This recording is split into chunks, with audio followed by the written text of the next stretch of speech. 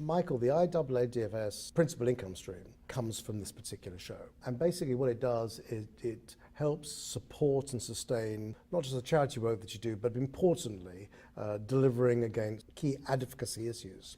What is happening on both fronts at the moment? So you're correct that the show is a primary funding source for us for our operations. We have minimal income from membership dues and other activities. So we rely on the revenue from the trade show, from the exhibitors and the registrants to fund the activities that we undertake for the industry.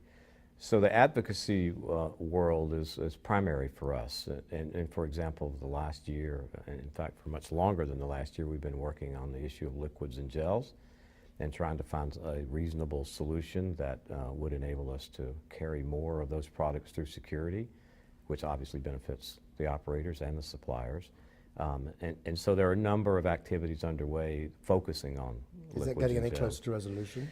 Well, it depends on what resolution is. I guess people's expectations will determine whether they're thinking it's getting closer. The goal, the stated goal by the European Union is to eliminate all the restrictions on liquids and gels at some point.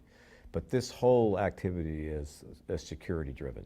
And so until that technology is at a point that you can do it efficiently and safely, most of all safely, but also efficiently, I think you'll continue to see sort of phased solutions to it. And the problem is there's already enough confusion globally with what you can do and not do. So there's lots of customer confusion. I think there's even confusion sometimes in the sales, frontline sales force.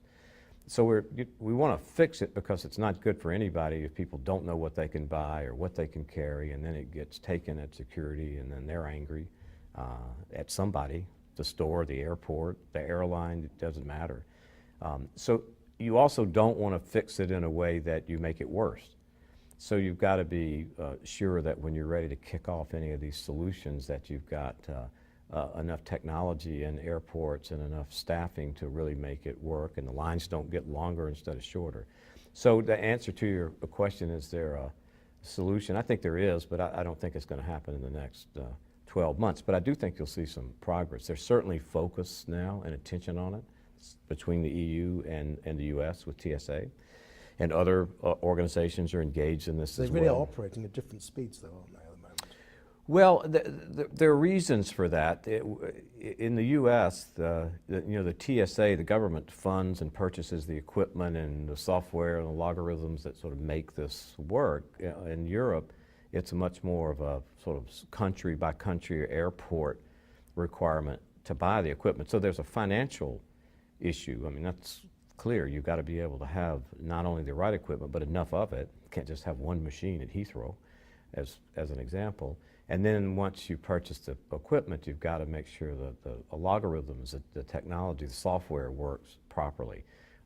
And so the manufacturers of the equipment are somewhat in sync globally. I mean, they're all trying to upgrade and make it more efficient. And so they've made huge progress. But I don't think you've got a complete solution. So we're engaged. There's a task force that meets between the EU and the USA that also involves some global organizations like IATA and ICAO, yes, trying to figure out the right way to do this. But it's going to be a technology-driven solution. It is consistent that that's where TSA has always been on this. So they still don't allow in the US you to transfer with liquids and gels. But the hope is that you'll be able to do that in the coming year and a half, 2 years. Just moving on from LAGS, what are the other principal issues you're looking at? So we've had this long term work with the WHO on trying to deal with proposed restrictions on the sale of products in duty-free stores. It's a very complicated issue. Our position has been that we represent such a small amount of global sales of tobacco products that you control the quantities people can buy. We don't sell to minors.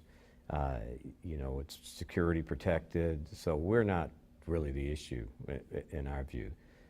So we continue to work on that. I think what's changed with that is it's shifted now from a WHO-focused activity to individual countries, states, and so we're going to have to respond. Again, just focusing on the duty-free industry. Some of those issues are not our issues, but protecting the duty-free industry is the focus. We've been working on allowances with helping individual countries where the allowances hopefully were going up, and they have increased in some areas. We have concerns with restrictions on quantity allowances like you have in Australia now with people bringing products in, and that will continue to be a focus for us as well. We're watchful on some other WHO issues that could come down the line with alcohol, with obesity. Is that next in line? Well, they're on it now. They, meaning the WHO, but they're really focusing on alcohol abuse at this point. I'm not sure it's going to have the same parallel track as the focus on tobacco. It's a different issue. There are different concerns, there are different health issues, but alcohol abuse, and particularly in third world countries, is primarily what they're focused on. We really haven't gotten on the radar screen yet. But look, it's always going to be a taxing-driven issue for us. If you want to go after trying to reduce consumption on anything, and you have someone that is selling at lesser prices, which we do, at some point they're going to want to talk about that. Are you involved at all in the policing of what activities in the grey and black markets are out there at the moment? We're not, as an organization. Should you be? It would be very difficult to find the resources to do that, in my view. If you're going to do that effectively, how would you do it without people all over the globe watching it, maybe it's just monitoring? advisory. I think it's not our primary role. I think it is the role of government jurisdictions and security. We do a lot of reporting because of customs regulations across the globe. So there's a lot of data that we're required to provide, and people can use that data to find problems, which is fine with us. But as an organization, we certainly would never have the resources to put people out there on the ground. If we hear of issues or problems, or our members do, that can always be reported, and I'm sure that probably happens, but not us. I just want to come back to the show. Pancho earlier sort of described the positive feel throughout the sort of 2 or 3 days so far, and this is the last day. What's your take on it? I think it's a very positive feeling out there. You can sort of get a reflection of what's going on with the industry by how the show goes, in my view. So you have people that have upgraded booths, so they've spent money to improve the whole image and offering on the floor. You've got a number of newer companies that are here. You've got companies that are looking for more space that have been here for many years, so they're looking to expand their portfolio.